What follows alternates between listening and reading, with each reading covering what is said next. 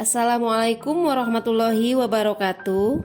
Saya Iis Karlina Dewi, calon guru penggerak Angkatan 7 Kabupaten Garut.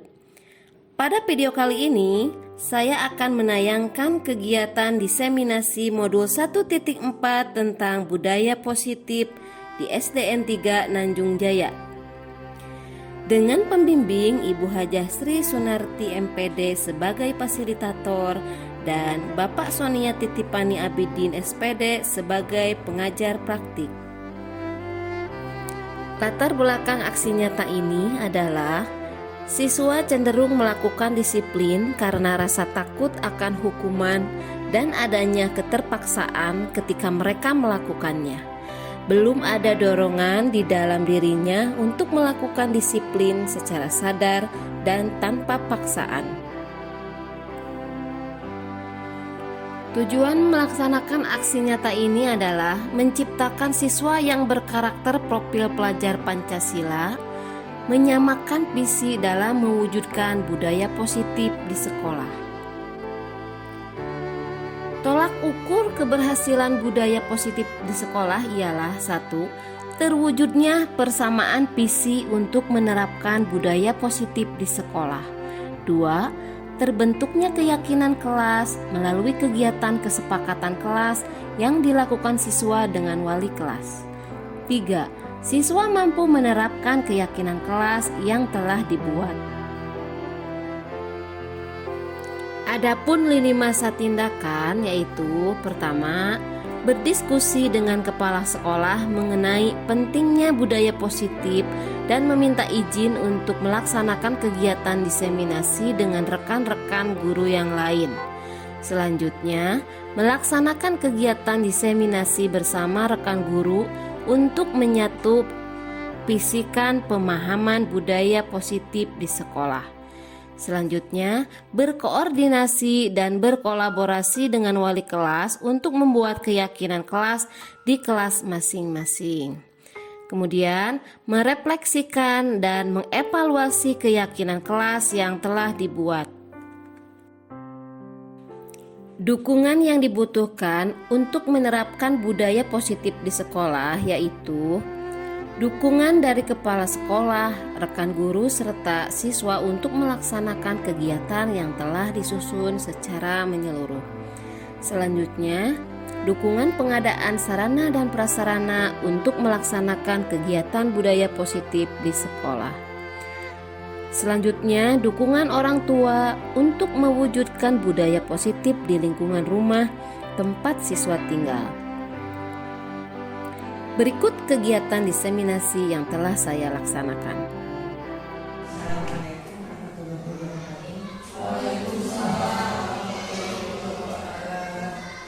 Mungkin ibu-ibu bingung budaya acara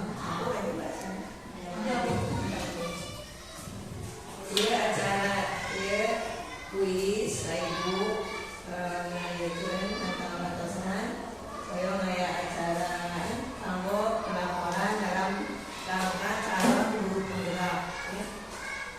Batasan DSD aya sajami nyaeta kuis anu lebet karena guru penggerak, di mana di dalam guru penggerak itu sebagai calon guru penggerak banyak yang harus dipelajari, banyak yang harus dibaca, dan banyak yang harus dipraktekkan.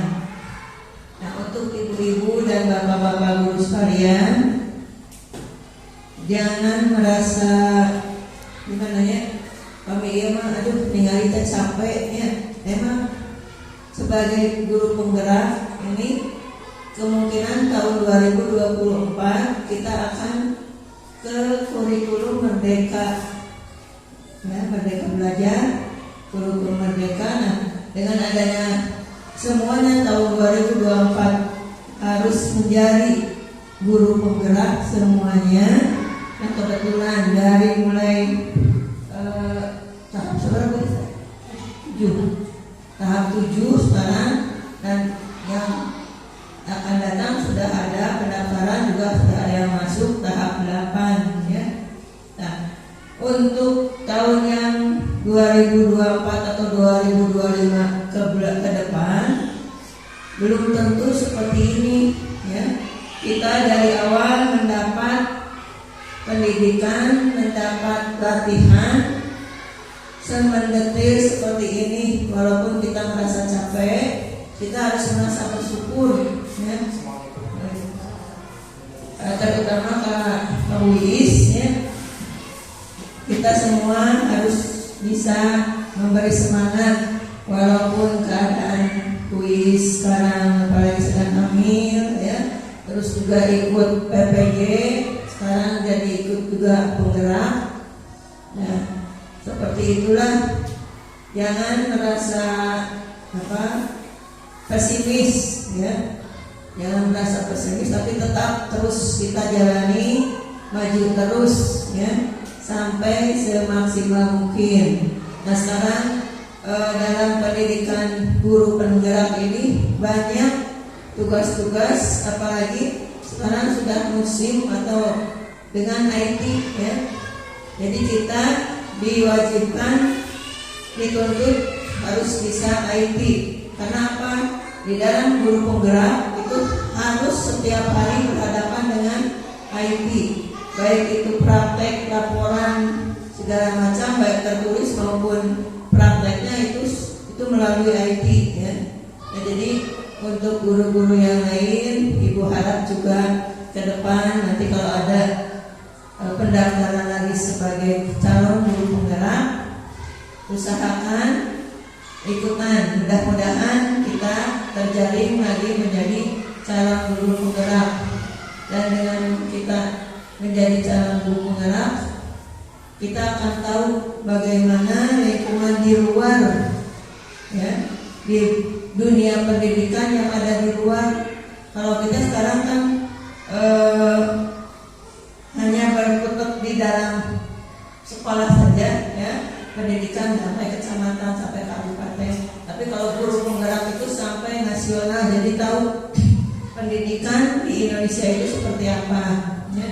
Jadi usahakan Ibu minta nanti kalau ada pendaftaran lagi sebagai guru penggerak, kita ikuti. Nah dengan adanya UIS sekarang menjadi calon guru penggerak, mudah-mudahan UIS bisa menularkan ilmunya kepada kita semua ya. Jadi walaupun sambil belajar juga mengasih tahu, memberitahu kepada guru-guru atau rekan-rekan yang lain bagaimana menjadi calon guru penggerak itu. Jadi mulai dari pendaftaran seperti apa, terus pengisiannya bagaimana, kita bisa bertanya kepada Bu Iis. Nah itu saja gambaran ya, atau untuk Bu Iis semangat terus, lanjut terus sampai kita mudah-mudahan dalam keadaan sehat walafiat semuanya ya, bisa mengerjakan tugas-tugas yang dituntut dari sebagai calon penggerak. Itu saja. Maaf sebelumnya kalau ada kata-kata yang kurang berkenan atau yang kalimat yang salah, mohon maaf. Wabillahi taufiq wal hidayah. Wassalamualaikum warahmatullahi wabarakatuh.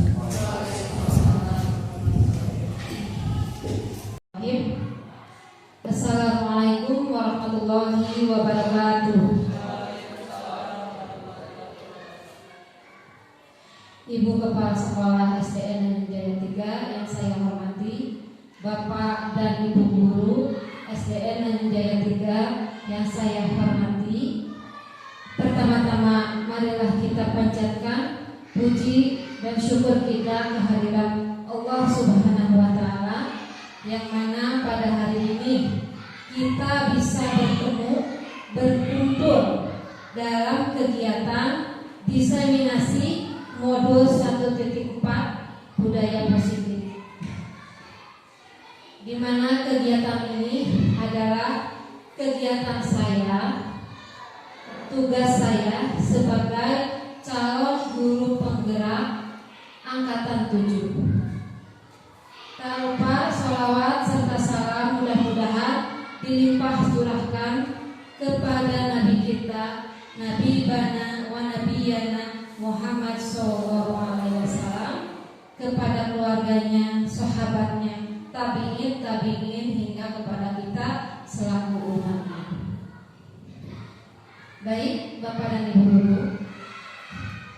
Pada hari ini kita akan membahas tentang modul 1.4, yaitu tentang budaya positif.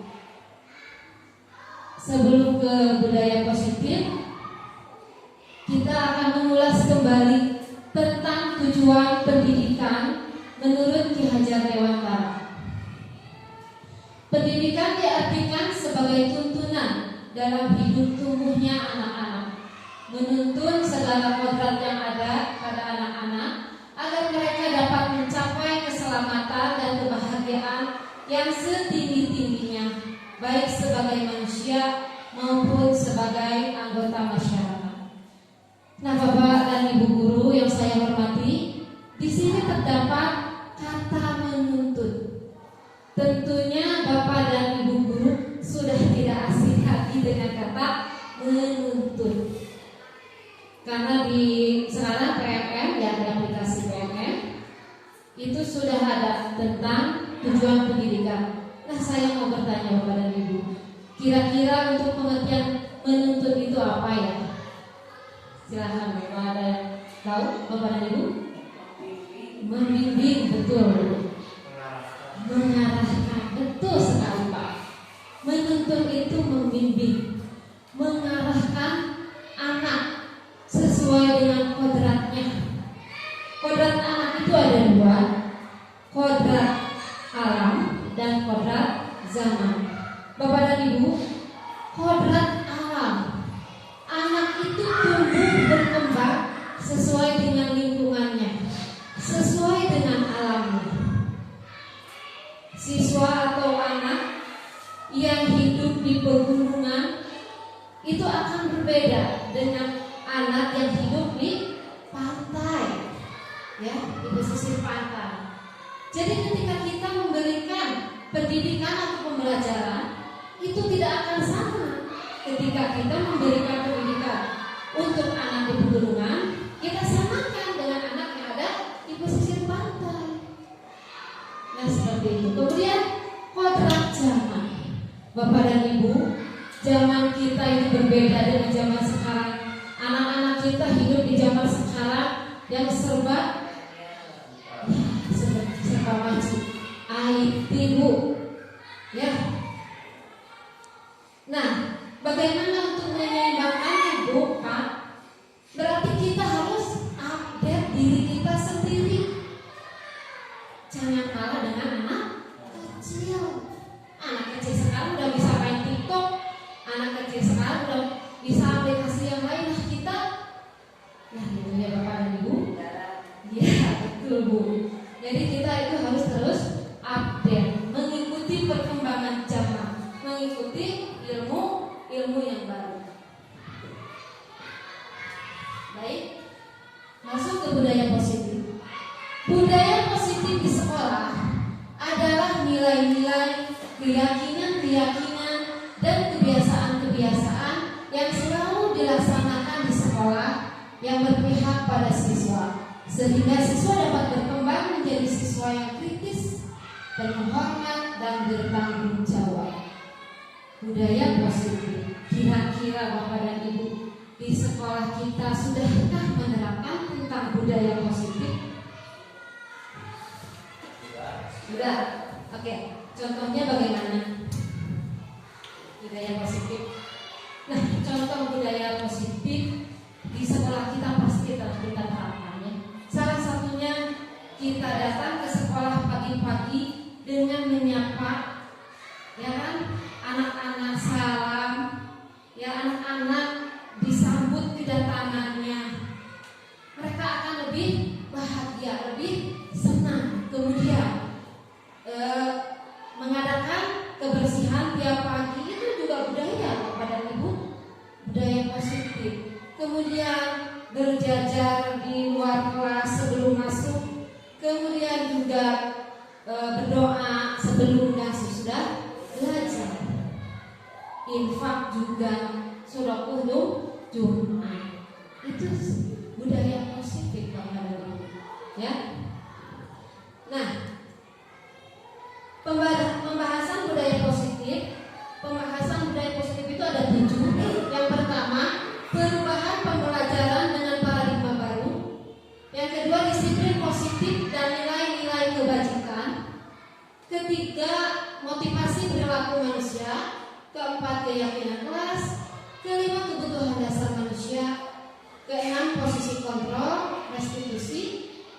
ke-7 segitiga restitusi. Nah, ini Bapak dan Ibu, 7 pembahasan budaya positif yang akan kita bahas pada hari ini. Menginjak ke pembahasan pertama, yaitu perubahan pembelajaran dengan paradigma baru. Pembelajaran dengan paradigma baru dirancang berdasarkan prinsip pembelajaran yang berdiferensiasi, sehingga setiap siswa belajar sesuai dengan kebutuhan dari tahap perkembangannya untuk mewujudkan profil pelajar Pancasila. Di sini ada kata prinsip pembelajaran berdiferensiasi.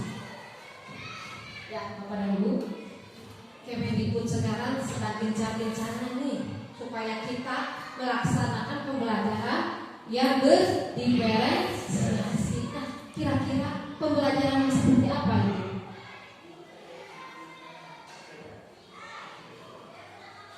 Pembelajaran yang berdiferensiasi itu adalah pembelajaran sesuai dengan kebutuhan anak, Bapak dan Ibu. Ya. Gaya belajar anak itu berbeda-beda. Gaya belajar itu ada apa aja, Bapak dan Ibu? Satu, gaya belajar visual. Ya, anak bisa belajar kalau dia lihat. Kemudian gaya belajar audio. Oh, dia harus dengar dulu nih. Gitu ya. Kemudian gaya belajar audio visual. Nonton dulu, dengerin dulu, ya. Kemudian ada juga yang kinestetis. Ya, itu. Nah, pembelajaran dengan sistem berdiferensiasi ini diperuntukkan untuk mewujudkan profil pelajar Pancasila. Setelah kita ketahui bahwa profil pelajar Pancasila itu ada 6 poin ya. Nah, tentunya Bapak dan Ibu sudah paham lah tentang profil pelajar Pancasila. Yang pertama, nyanyi dewa Bapak dan Ibu.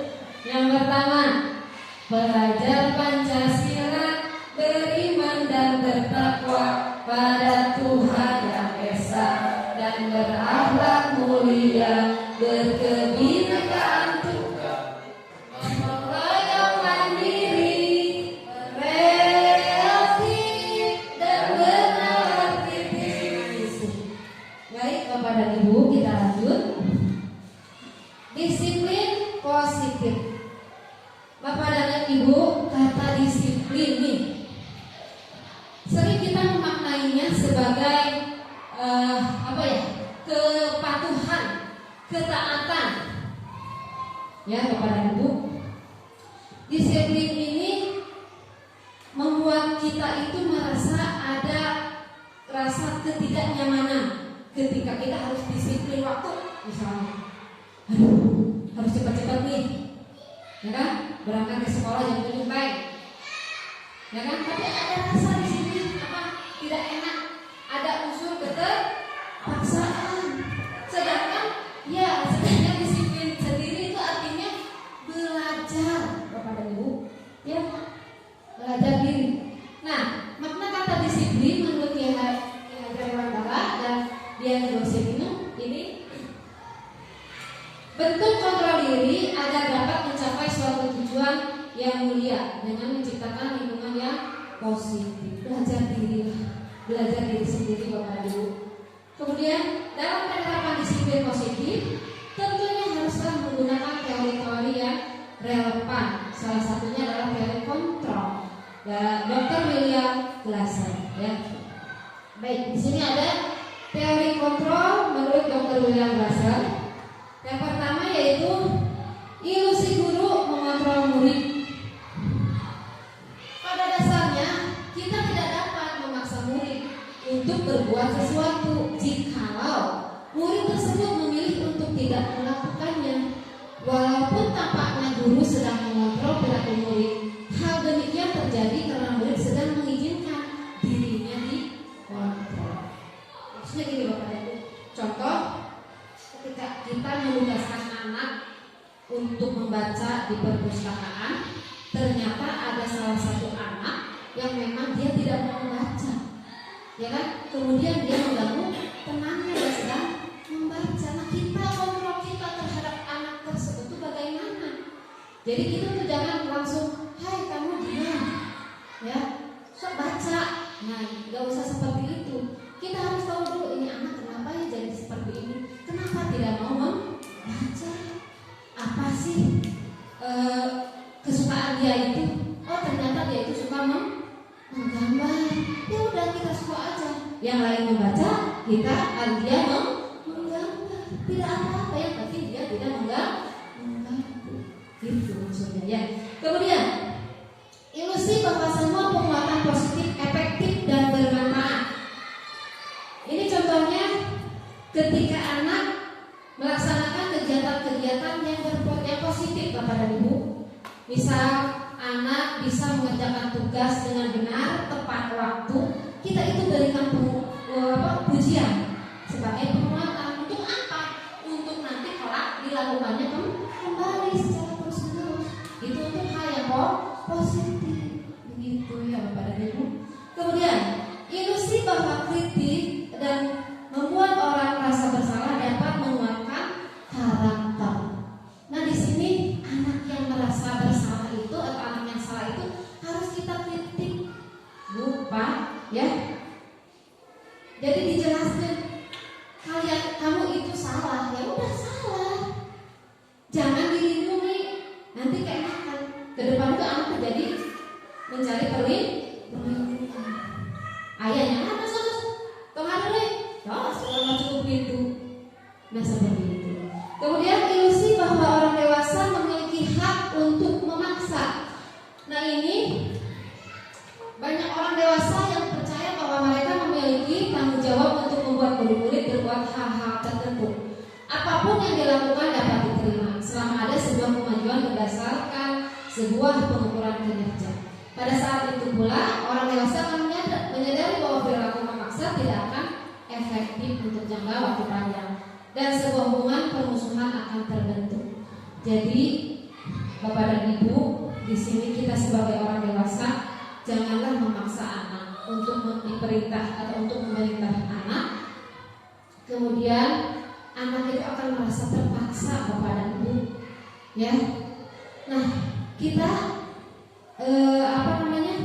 akan menyadari bahwa pemaksaan tersebut itu tidak akan efektif dan akan menjadikan hubungan permusuhan. Si anak akan ingat kepada kita, si bapak ini mah nyuruh baik, si ibu ini mah aku gak mau belajar sama si ibu ini, nulisnya banyak terus. Nah seperti itu ya. Jadi hak-hak kita itu sebagai orang dewasa dipakai untuk memaksa anak, jangan ya Bapak dan Ibu. Kemudian perbedaan stimulus respon dan teori kontrol ini sangat berbanding terbalik Bapak dan Ibu, ya, di mana stimulus respon itu realita kebutuhan anak itu sama, tapi menurut teori kontrol bahwa realita kebutuhan anak itu berbeda. Kita menganggap bahwa anak itu sama, kelasnya sama aja, ya, dari segi kognitifnya sama. Nah, maka dari itu menurut teori kontrol bahwa realita kebutuhan anak itu berbeda. Jadi harus sesuai dengan latar belakang anak kalau untuk memberikan pembelajaran. Kemudian semua orang melihat hal itu atau hal yang sama, tapi menurut teori kontrol semua orang memiliki gambaran yang berbeda terhadap satu hal. Lain orang, lain kepala. Gitu, ya. Kemudian mengubah pandangan orang agar sama. Menurut teori kontrol memahami pandangan orang lain. Bapak dan Ibu, janganlah memaksakan pandangan kita itu atau pandangan orang itu sama dengan pandangan kita. Padahal kita yang harus memahami pandangan orang lain. Gitu. Perilaku buruk itu sebagai kesalahan. Itu menurut stimulus respon. Padahal menurut teori kontrol semua perilaku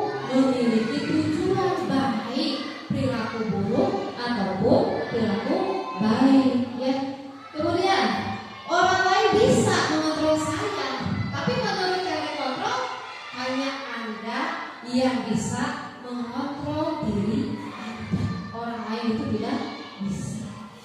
Kemudian saya bisa mengontrol orang lain.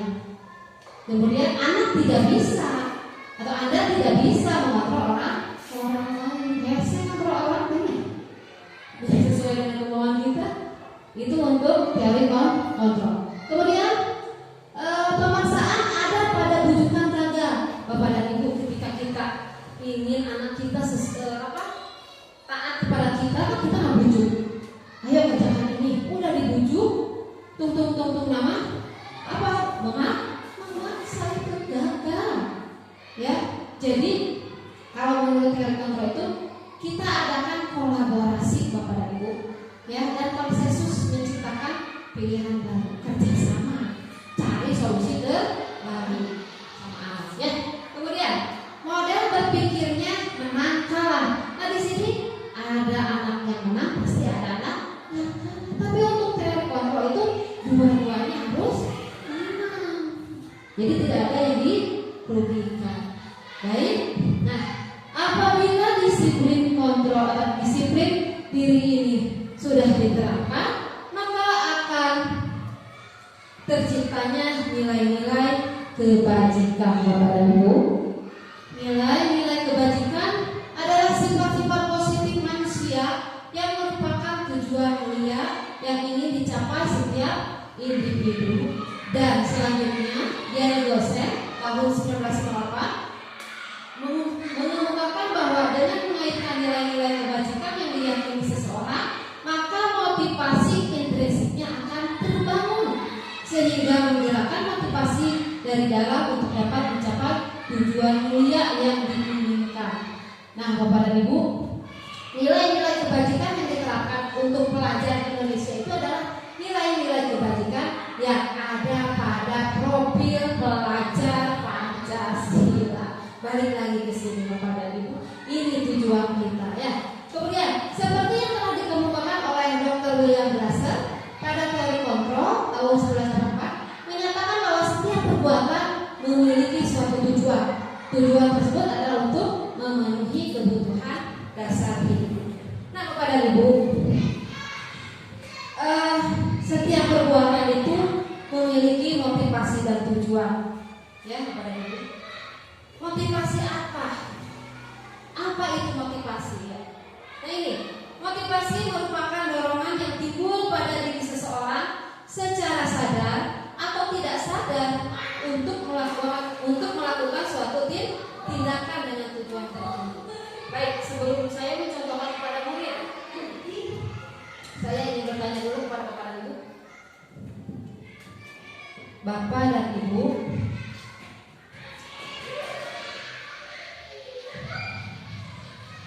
Bapak dan Ibu, Bapak dan Ibu berangkat ke sekolah nih. Kan kita jam 7 masuk. Pagi-pagi jam 7 harus dipotong-potong di rumahnya. Jam 7 masuk itu motivasinya apa Bapak dan Ibu itu datang ke sekolah? Ya? Apa sih motivasinya? Mungkin ada yang mempunyai motivasi Abimah siun ibu kepala, Abimah siun buku, ya. Kemudian ada juga Abimah angkat ending teh berharap dapat penghargaan dari kepala sekolah, misalnya, ya. Ada juga yang mempunyai motivasi yang timbul dari dirinya. Ini adalah kewajiban saya, ya. Saya menyayangi anak-anak. Kasihan anak-anak kalau pagi-pagi tidak ada gurunya. Itu dari dalam diri atau intrinsik. Tapi untuk yang kedua tadi, yaitu takut akan hukuman, takut sama ibu kepala. Kemudian yang kedua itu berharap imbalan atau hadiah. Ya, ini timbulnya secara ekstrinsik dari luar diri kita. Bapak dan Ibu, coba kalaulah anak didik kita sama, pasti sama anak didik juga, ya. Takutnya ada hukuman. Si anak ini disiplin, motivasinya berarti takut hukuman, menghindari hukuman. Ya, murid melakukan disiplin ini karena ia takut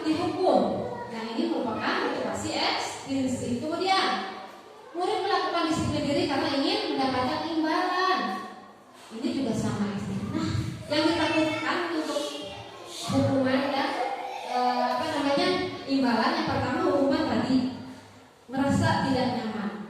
Kemudian untuk yang kedua, apabila apa yang diharapkan yaitu hadiah kita tidak mendapatkannya, panas sekali.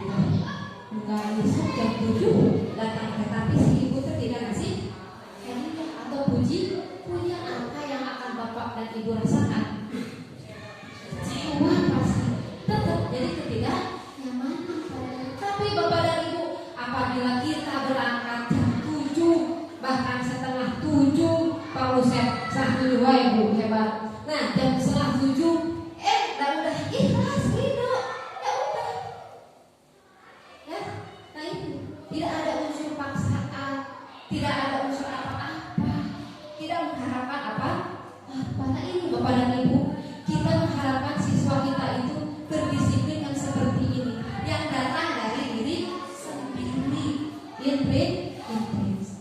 Baik bapak dan ibu, selanjutnya konsep disiplin dengan identitas gagal tadi ya, karena hukuman pasti menyakitkan ya, dirasa tidak nyaman. Kemudian murid ini merasa takut. Hukuman itu bersifat memaksa dan murid akan menyembunyikan kesalahan. Jadi dokter banyak berbohong untuk menutupi kesalahan. Kenapa? Karena takut dihukum ya. Kemudian murid menjadi rendah diri. Nah, sekarang penghargaan itu tidak efektif bapak dan ibu, merusak hubungan. Jadi bersifat ini, hayo Pak Usep, hayo si A yang mendapatkan hadiah. Saya kapan ya giliran saya? Nah seperti itu. Kemudian mematikan kreativitas bapak dan ibu. Maksudnya ketika anak sudah mendapatkan penghargaan tersebut, ya sudah, dia tidak mau menciptakan apa-apa, dia tidak mau berkreasi. Kemudian menghukum dengan sistem ranking. Nah ini kenapa di rapor kita itu tidak tertulis tentang ranking ya bapak dan ibu ya? Tidak ada. Ini salah satunya menghindari ini ya. Kemudian merampas hak menghargai dirinya bapak dan ibu. Kita berharap mendapatkan penghargaan, tapi menghargai diri sendiri yang sejauh ini telah pesat gitu ya, mengalami kemajuan tidak disadari gitu. Ya tidak ada menghargai diri sendiri. Nah seperti itu bapak ibu. Kemudian konsep disiplin dengan identitas sukses. Di sini ada konsekuensi dan restitusi. Konsekuensi itu ada aturan, tapi aturannya dibuat oleh satu pihak, oleh sekolah misalkan ya. Nah, penguatannya itu jangka pendek, kemudian perlu monitoring berkelanjutan. Jadi ketika anak bersalah, kita harus terus mengawasinya terus-terusan bapak ibu. Kemudian stimulus respon tadi sudah dijelaskan. Murid menghormati peraturan, kehilangan waktu untuk memenuhi kesalahan. Ketika anak salah, ya udah kamu salah. Kesalahan mana? Oh ini saya kesiangan, udah saja seperti itu. Harus bagaimana? Nah gitu. Ya udah, saya tidak istirahat ya Bu. Saya kesiangan 20 menit, berarti saya nggak istirahat 20 menit. Nah itu konsekuensi. Nah ini restitusi bapak dan ibu. Restitusi ini pertama kali juga saya mendapatkan kata ini dari CGP bapak dan ibu. Ya dari PPP ini. Awalnya apa itu restitusi? Ya. Nah restitusi ini muridnya itu bertanggung jawab pada perilakunya, kemudian fokus pada pemecahan masalah jangka panjang, murid menghormati dirinya dan orang lain, kemudian teori kontrol yang tadi ya bapak ibu, kemudian murid bersemangat memperbaiki kesalahan. Nah ini arti dari restitusi. Restitusi adalah proses menciptakan kondisi bagi murid untuk memperbaiki kesalahan mereka sehingga mereka bisa kembali pada kelompok mereka dengan karakter yang lebih kuat. Restitusi, proses pemecahan masalah pada anak yang bersalah, gitu ya, bapak dan ibu. Nah definisi restitusi apa? Yaitu bukan menebus kesalahan anak, tapi belajar dari kesalahan. Anak itu harus belajar dari kesalahannya sendiri. Kemudian memperbaiki hubungan. Kalau bertengkar, ya pasti ada perselisih paham dengan temannya, ya kan? Nah, kita kembalikan lagi. Kemudian, ya tawaran bukan paksaan, kita menawarkan solusi. Jadi jangan dipaksa. Menuntun untuk melihat ke dalam dirinya. Dituntun, kamu itu anak yang pintar. Kamu itu pintar ini, pintar itu. Kenapa kamu melakukan kesalahan ini? Nah, dituntun ke kita, ya. Kemudian mencari kebutuhan dasar yang mendasari tindakan. Ini anak, kenapa ya melakukan ini? Kebutuhan dasarnya yang tidak terpenuhinya apa? Ya, nanti kita belajar tentang kebutuhan dasar. Fokus pada karakter, bukan tindakan. Jadi jangan dilihat kesalahannya, Bapak Ibu. Lihatnya karakter anaknya, ya. Kemudian menguatkan dan fokus pada solusi. Kita hanya menguatkan dan anak yang harus mencari solusinya sendiri. Nah, di sini perbedaan hukuman, konsekuensi dan restitusi. Contoh kasusnya di sini siswa sering tidak mengerjakan PR, Bapak dan Ibu. Kalau hukuman itu terjadi secara spontan, secara langsung. Ketika melihat anak yang tidak mengerjakan PR, dan kamu menghormat bendera selama 10 menit di luar, gitu kan? Guru itu marah dan muridnya menjadi takut. Itu hukuman. Nah, kalau konsekuensi, ini ada aturannya, yaitu aturan yang dibuat oleh guru sendiri atau oleh sekolah sendiri tanpa melibatkan siapa-siapa. Yaitu guru memberikan konsekuensi untuk mengerjakan PR itu saat istirahat atau dikerjakan 3 kali lipat. Ya. Kemudian guru bersikap tegas dan siswa menghormati peraturan. Jadi ada aturannya untuk konsekuensi. Ada tawar-menawar gitu ya konsekuensi itu ya. Kemudian restitusi. Nah, di sini proses restitusi. Guru menanyakan keyakinan kelas apa ya yang telah dia langgar. Bagaimana cara menyelesaikan kasusnya ini? Kemudian guru itu sifatnya terbuka dan siswa menghormati dirinya dan orang lain yang telah dia berikan kesalahan. Nah, di sini Bapak dan Ibu, keyakinan kelas itu peraturan kelas sebetulnya Bapak Ibu. Tapi kita dengan kata keyakinan kelas, kenapa? Karena peraturan ini dibuat oleh siswa dan oleh guru. Jadi sama-sama siswa dilibatkan. Nih, silakan kita bikin peraturan baru ya. Ketika sudah masuk pelajaran baru, kita bikin peraturan kelas.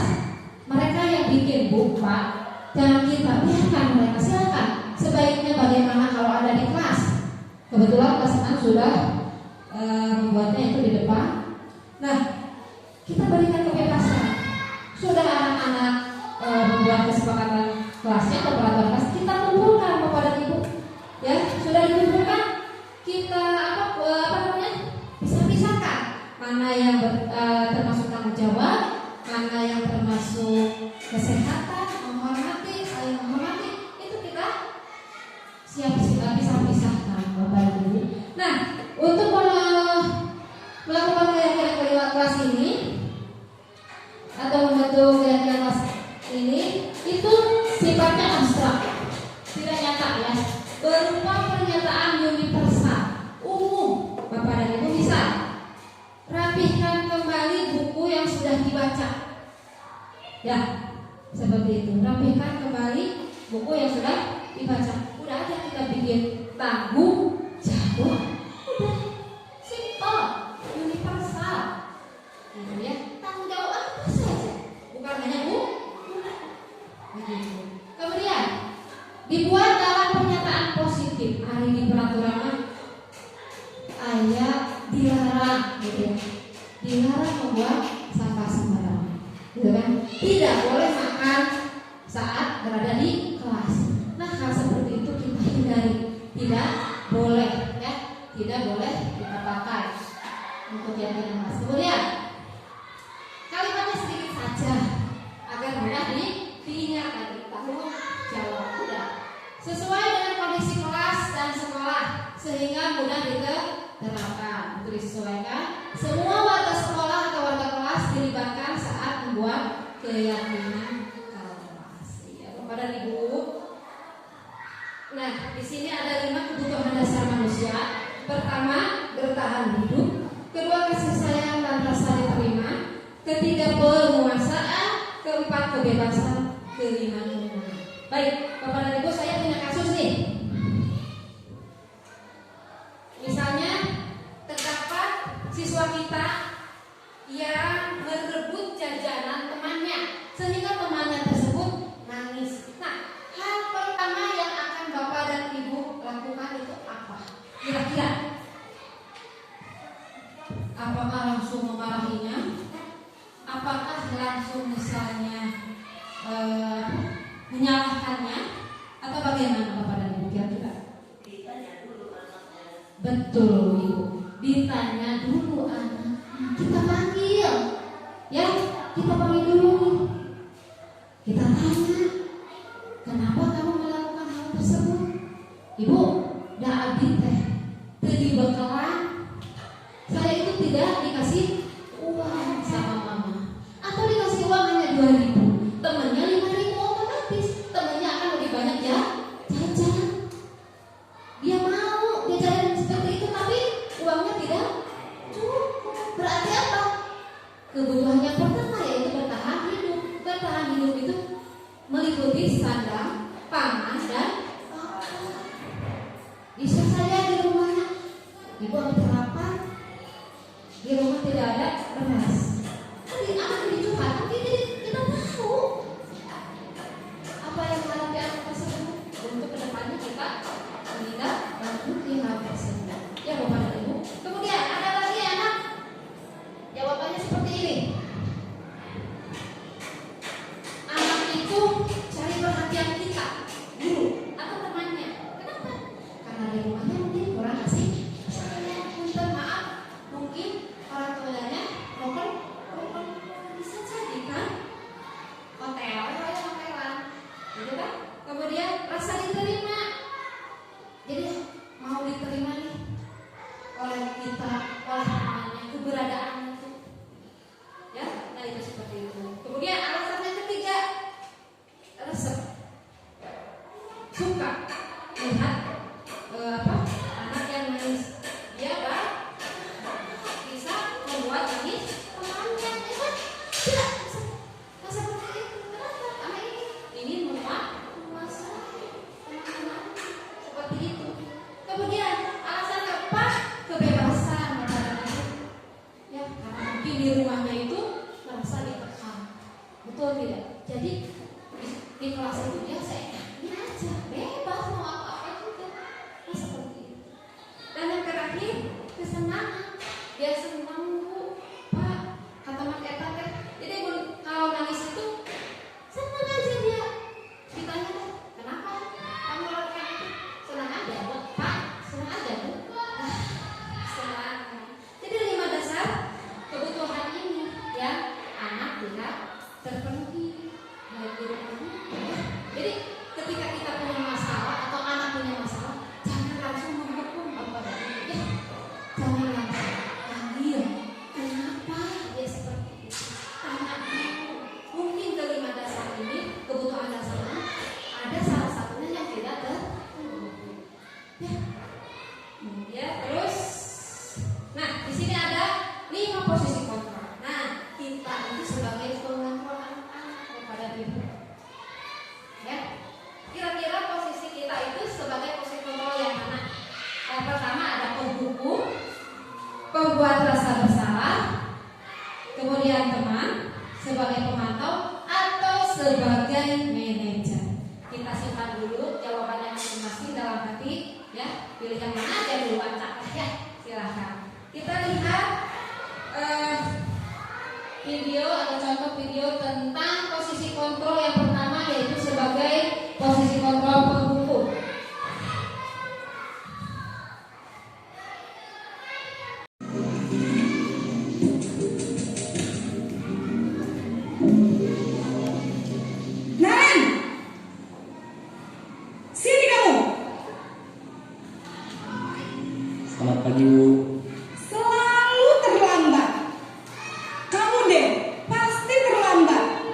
Maaf Bu, saya Apa? Apa coba? Alasan kamu apa lagi? Kapan sih kamu tidak terlambat? Malas sekali ya kamu jadi anak. saya Dasar pemalas. Gak kapok-kapok sih kamu. Sudah berapa kali terlambat? Sana, kamu keliling lapangan basket 2 kali. kenapa saya harus keliling lapangan basket Bu? Kenapa? Kamu melawan ibu. Berani-beraninya jawab. Sudah terlambat, masih berani jawab pula. Sekarang, keliling lapangan basket 5 kali sekalian. Biar kapok. Cepat. Pergi sana ke lapangan basket.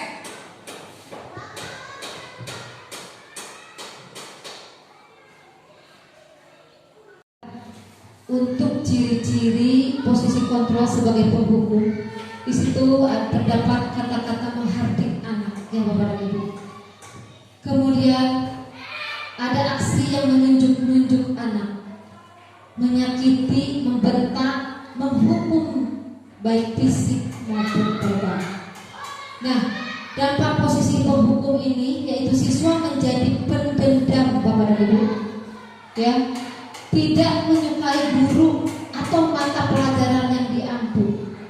Tentunya Bapak dan Ibu guru juga sama, punya pengalaman dulu ketika sekolah. Pasti adalah, saya ingat ketika guru itu ya menghukum saya. Nah, ini dampaknya nanti terus berkepanjangan, Bapak dan Ibu. Kemudian untuk posisi kontrol yang kedua, yaitu sebagai pembuat rasa bersalah. Ibu harus apa coba? Maaf Bu, maaf sekali. Ya sudah, lain kali jangan bikin ibu susah lagi ya nak ya. Ibu tidak akan apa-apa lagi kalau kamu begini terus. Bisa jantungan kalau ibu ditegur bapak kepala sekolah. Sana cepat kelas. Maaf ya Bu, maaf sekali.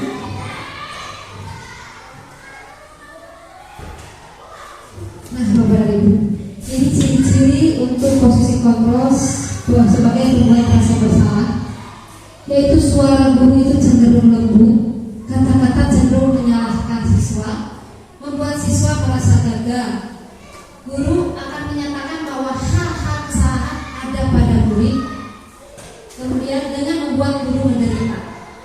Nah, dapat untuk anak atau siswa itu membuat siswa merasa bersalah atau identitasnya gagal, kemudian merendah diri dan menarik diri dari lingkungan. Posisi kontrol yang seperti ini itu sangat lebih berbahaya daripada posisi tadi penghukum. Kenapa Bapak dan Ibu? Di sini terlihat ada rendah diri dan menarik diri dari lingkungan. Anak nantinya akan depresi. Itu akan lebih buruk lagi ya, dari penghukum. Kemudian untuk contoh berikutnya,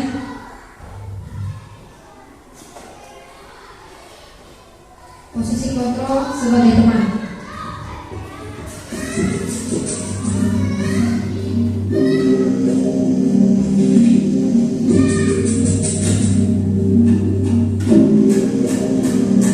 Naren,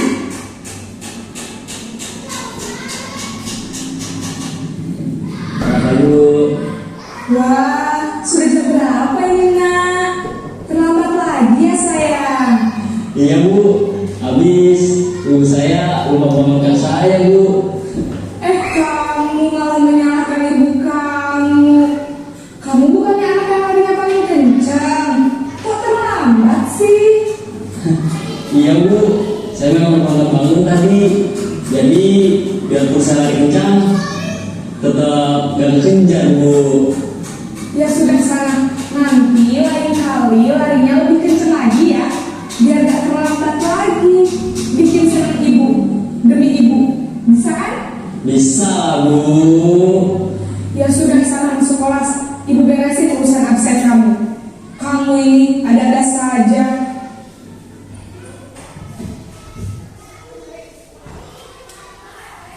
Ini ciri-ciri posisi kontrol sebagai teman. Suara guru akan ramah, cenderung bersenda gurau. Siswa akan merasa senang, aman identitas sukses atau berhasil. Nah, dampak posisi teman yaitu siswa akan bergantung pada satu orang atau faktor ketergantungan. Siswa tidak mandiri dan tidak bisa berpikir untuk diri sendiri. Siswa dapat berperilaku baik, namun kepada orang-orang tertentu saja. Jadi ada orang-orang pilihan yang Bapak Ibu. Berikutnya posisi kontrol pemantau.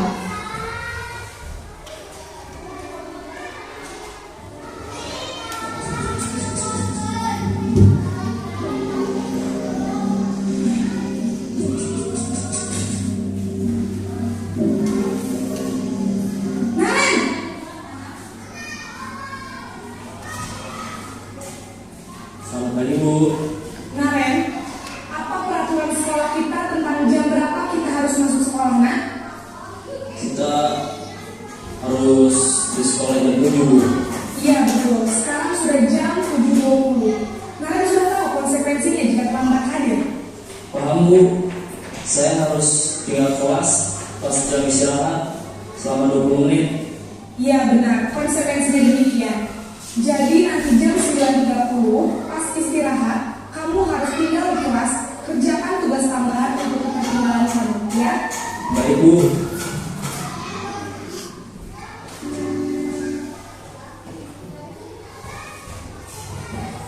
Nah, ini ciri-ciri posisi pemantau, Bapak Ibu.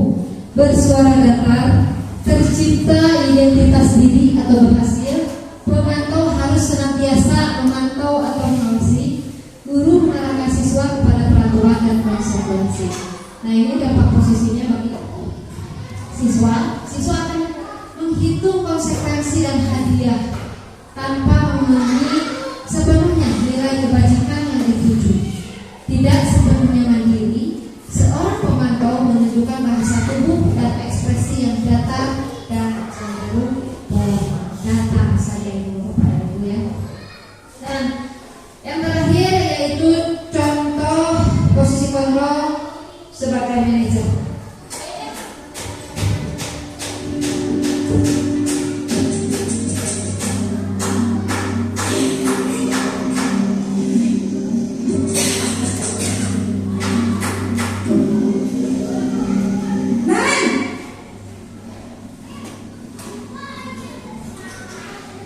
Selamat pagi Bu. Selamat pagi Naren. Maaf Bu, saya terlambat. Iya, sekolah masuknya jam 7. Baik Bapak dan Ibu, ini ciri-ciri posisi sebagai manajer atau posisi kontrol sebagai manajer. Yang pertama, suara manajer netral, tidak emosional, tidak terlalu ramah dan tidak bernada tinggi.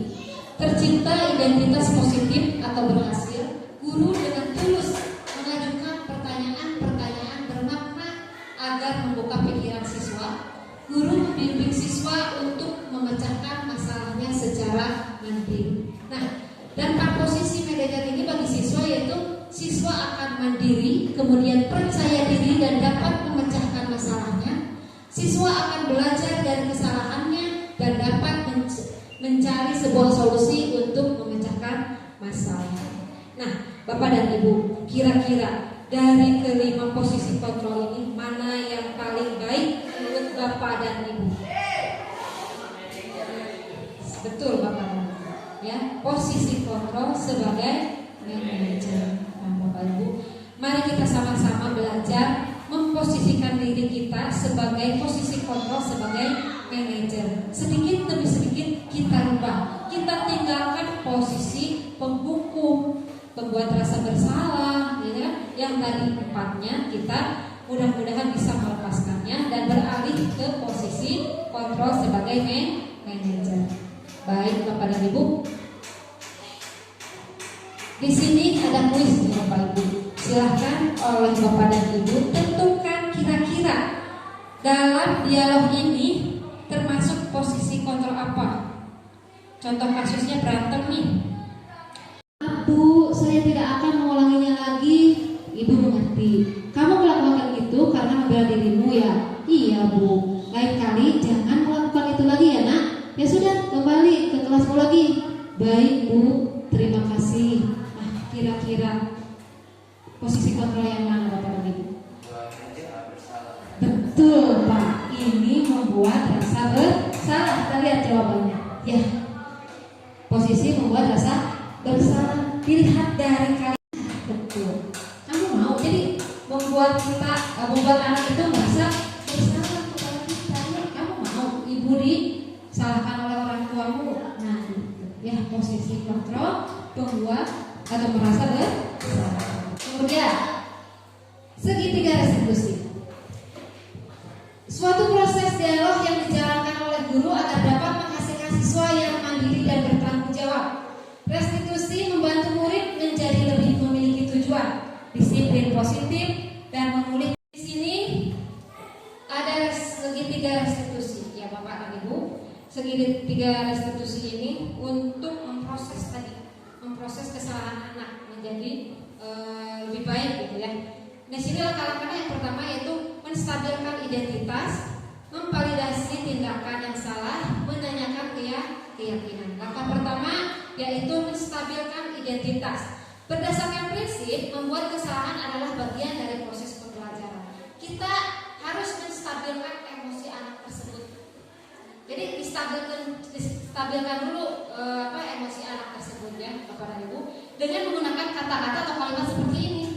Berbuat salah itu wajar. Tidak ada manusia yang sempurna. Ibu atau bapak juga pernah melakukan itu.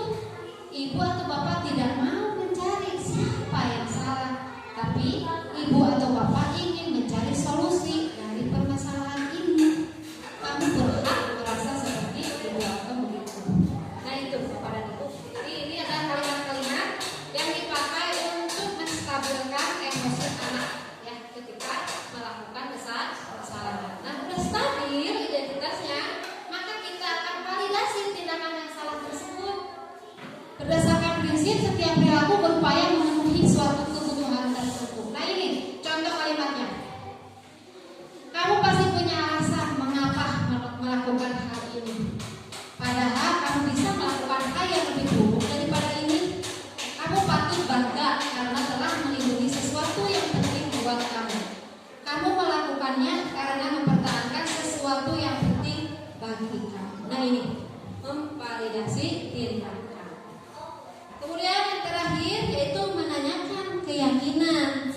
Berdasarkan prinsip teori kontrol bahwa pada dasarnya kita itu termotivasi secara intrinsik, Bapak dan Ibu. Ini kalimatnya, contoh kalimatnya apa keyakinan kelas kita yang kamu langgar itu apa? Keyakinan kelas yang mana? Kira-kira apa yang telah disepakati bersama? Seperti apa gambaran kelas yang ideal menurut kamu? Kamu ingin menjadi orang yang seperti apa? Nah itu ya, dan kalimat-kalimat tersebut. Di sini ada contoh video tentang pelaksanaan segitiga restitusi Bapak dan Ibu.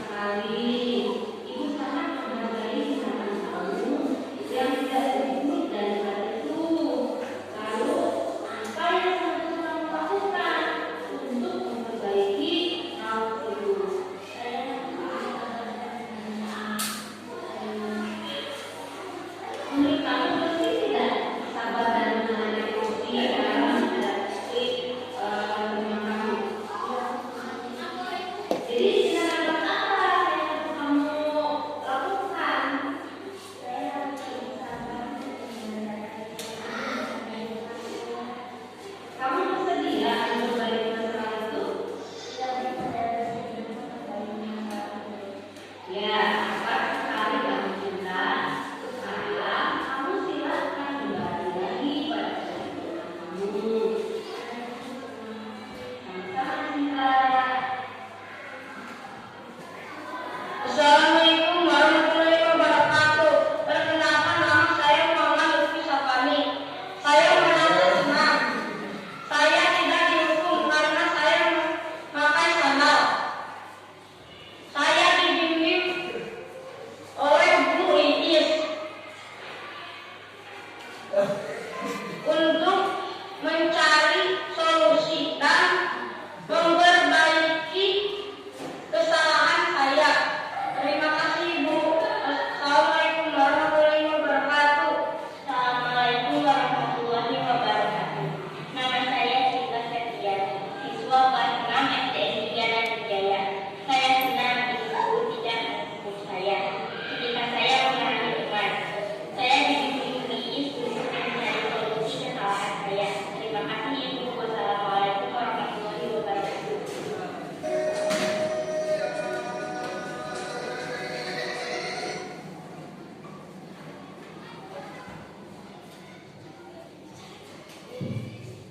Baik Bapak dan Ibu, itulah contoh kegiatan segitiga restitusi yang pernah saya lakukan di kelas 6 ini. Alhamdulillah pembahasan untuk budaya positif telah kita laksanakan. Mudah-mudahan apa yang kita laksanakan pada hari ini bisa bermanfaat untuk kita semua, sehingga kita bisa memajukan sekolah tercinta kita ini. Dan saya harapkan untuk semua kelas bisa membuat keyakinan kelas dari tiap-tiap masing kelas, sehingga dengan keyakinan kelas ini bisa terciptanya budaya positif ya Bapak dan Ibu, di mana budaya positif ini bisa mewujudkan yang namanya tujuan pembelajaran di sekolah kita. Amin, mudah-mudahan ya Bapak dan Ibu. Terima kasih atas waktunya Bapak dan Ibu. Mohon maaf apabila ada kata-kata salah dari saya. Wabillahi taufiq wal hidayah.